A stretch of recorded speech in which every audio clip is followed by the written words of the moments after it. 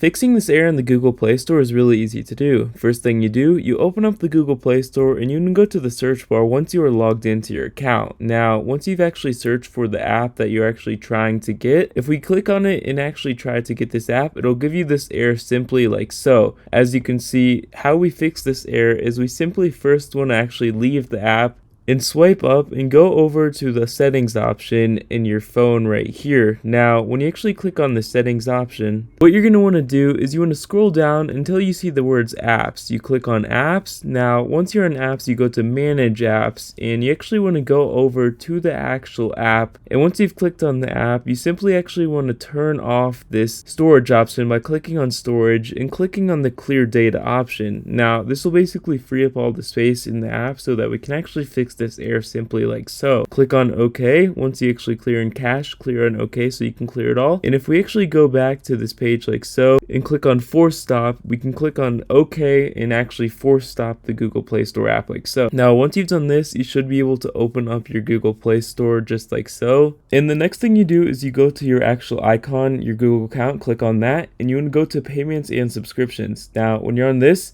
you simply want to click on payment methods, and if you click on this, you want to make sure your card is up to date, because if it is not up to date, it will decline and not allow you to actually purchase anything from the Google Play Store. So if we go back here and go into settings on our Google account, click on about, you can actually go down and click on the update Play Store option. Make sure it is fully up to date, otherwise it will give you this error, and click on OK.